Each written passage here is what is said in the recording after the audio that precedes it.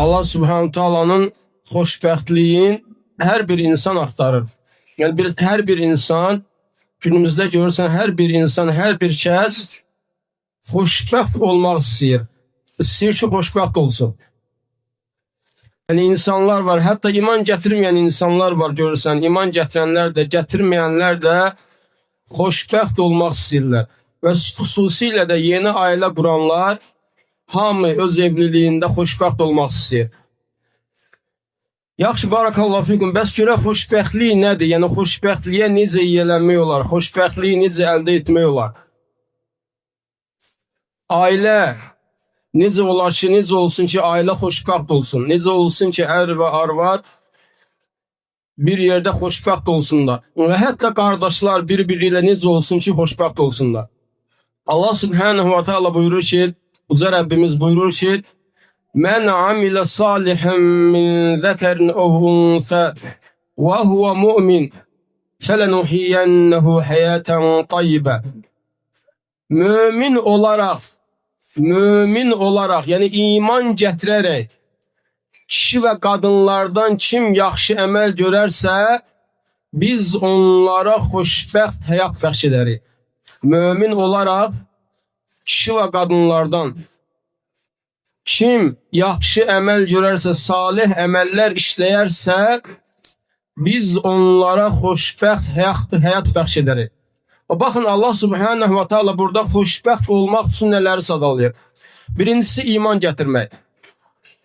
Və həqiqətən də iman gətirmədikcə insan xoşbəxtliyi əldə edə bilməz. Bir insan iman gətirmədikcə, Allah Subhanahu wa Taala'nı tanımadıkça, Allah'ın karşısında əyilmədikcə, Allah'a özün təslim etmədikcə, o insan xoşbəxtliyə yiyələnə bilməz və xoşbəxtliyə çata bilməz. Xoşbəxtliyə yiyələnməyin, xoşbəxtliyə nail olmağın ilk ünvanı, ilk tilləsi, ən birincisi Allah Subhanahu wa Taala'ya iman gətirməkdir.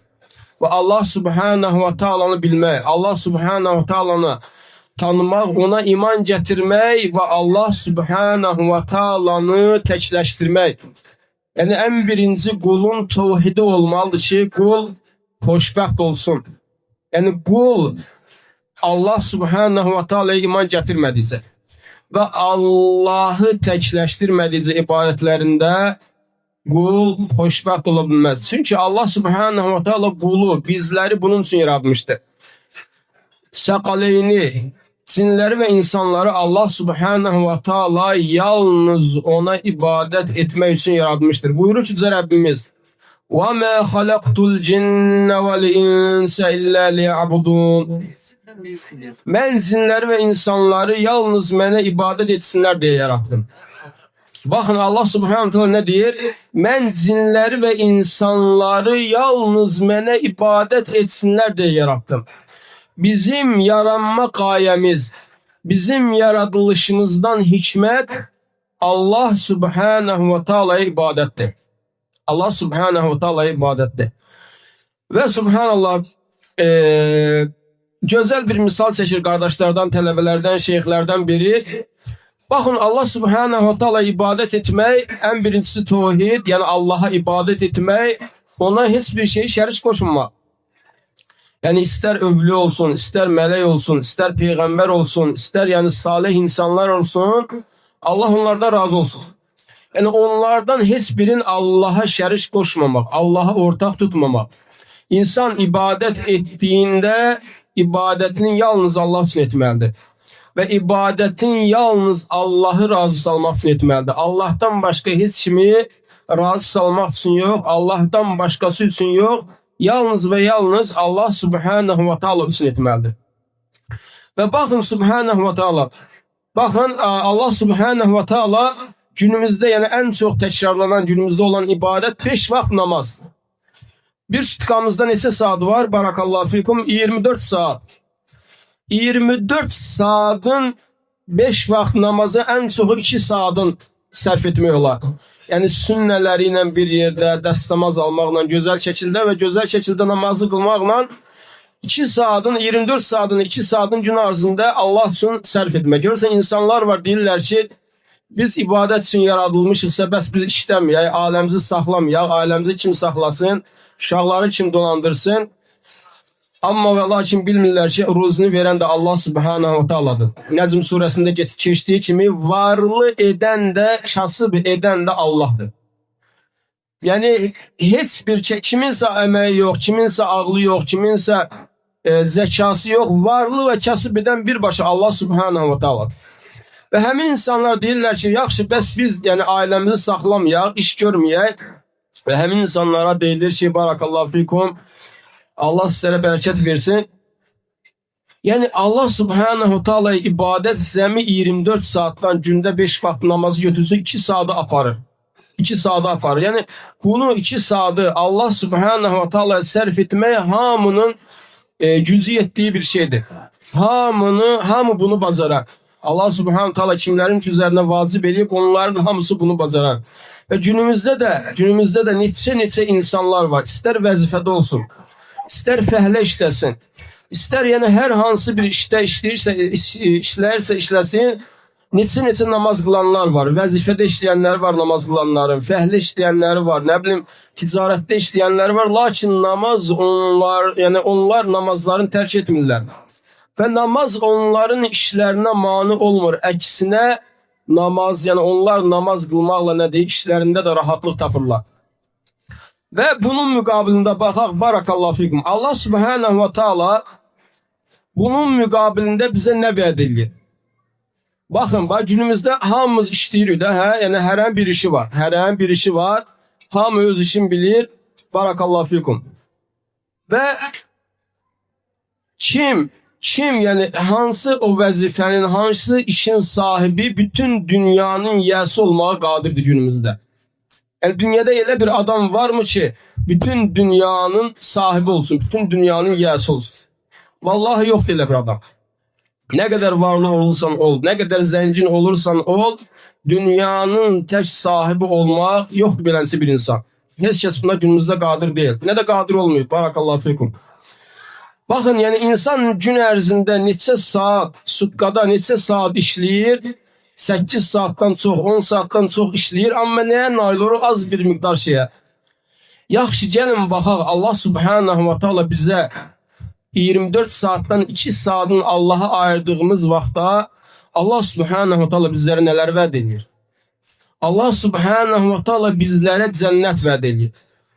Nədir cənnət? Barakallahu fikum. Yəni cənnətin dəyəri nədir? Yəni cənnətdə nələr var? Allah Resulü sallallahu aleyhi və səlləm cənnəti misal olaraq çəkir, dünyanın miqyasında, dünyanı müqayisə edərək. Barakallahu fikum. Və buyurur ki, Allah Resulü sallallahu aleyhi və səlləm təsəvvür edir ki, bax dünyada dedik ki, yəni heç kəs dünyanın sahibi ola bilməzlər. Allah Resulü sallallahu aleyhi və səlləm buyurur ki, sizlərdən birinin, hədisə diqqətlə qulaq olsun, barakallahu fikum. Sizlərdən birinin cənnətdəki qırmancının izi, cənnətdə qırmancının izi, qırmanc bilirik də, qamçı, qırmanc. Yəni insan atı qovur onunla. Qırmancın izi, yəni onu torpağa, quma attığın zaman onun izi qalır. Qaldırdıqda onun izi qalır. Cənnətdəki qırmancının izi dünya və onun içindəkilərdən daha xeyirlidir. Subhanallah. Yəni cənnətlə dünyanın müqayisəsinə baxın. Yəni cənnətdə qırmancın izi, bir dənə iz, dünya və onun içindəkilərdən daha xeyirli. Və dünyanı fikirləşin, barakallahu fikum. Nələr var dünyada, hə? Bu qədər təbii sərvətlər, nə bilim, çaylar, meşələr, nələr. Hə, barakallahu fikum. Cənnətdəki bir dənə qırmancın izi Allah sizə bərəkət versin. Yer kürəsi və onun içində olanlardan daha xeyirlidir. İndi fikirləşin, subhanallah, bəs cənnət özü necə? Yəni, dünyada bir dünyanın yiyəsi ola bilməyəcəyimiz halda, dünyadan bizə cüzi bir şey qalacağı halda, gecəmizi gündüzümüzə qatıb dünya üçün çalışırıq. Yaxşı, Allah subhanahu ta'ala bizə cənnət vəd edir. Allahu akbar. Allah subhanahu ta'ala bizə cənnət vəd edir. O necə cənnət? Cənnətdəki qırmancın izi bu dünyadan daha və onun içindəkilərdən daha xeyirlidir. Gör indi cənnətin özü necə bəs, subhanallah. Yəni o cənnət üçün çalışmağa, o cənnət üçün əməl etməyə, Allahın əmrlərini yerinə yetirməyə, Allah'ın qadağan etdiklərindən çəkinməyə dəyməzmi? İnsan yəni nədir? İnsan bunu fikirləşib Allah Subhanahu Taala'nın ayələrini oxuyub, Allah Resulü sallallahu aleyhi ve sellem hədislərini dinləyib, yəni o insan fikirləşməlidir. Çünki bizim başımız qarışıb dünyaya, dünyadan başqa bir şey görmürük və gözümüz də ancaq nədir? İşləyim, səhərdən axşama qədər insan işləyir və artıq ondan sonrasını fikirləşmir, başqa hiçbir şey fikirləşmir. Amma və lakin bilmir ki, subhanallah, yəni ahirətdə ona hansı nemətlər var? Allah'a itaət, ibadət etdiyi müddətcə, Allah'ın qadağanlarından çəkindiyi müddətcə. Məyər bunun üçün əməl etməyə dəyməzmi? Barakallahu fikum. Genişliyi göylər və yer qədər olan, yerlər qədər olan cənnət üçün, genişliyi göylər və yer qədər olan cənnət üçün əməl etməyə dəyməzmi? Hansı ki orada hər kəsə nə deyə yer var? Barakallahu fikum. Orada heç kəs heç kimin yerinə girə bilməyəcək. Yəni deyir, heç kəsə mane olmayacaq. Allah sizlərə bərəkət versin. Bunun üçün çalışmağa, bunun üçün də əməl etməyə dəyməzmi? Vallahi ki də Allah Subhanahu Taala bizləri müvəffəq etsin.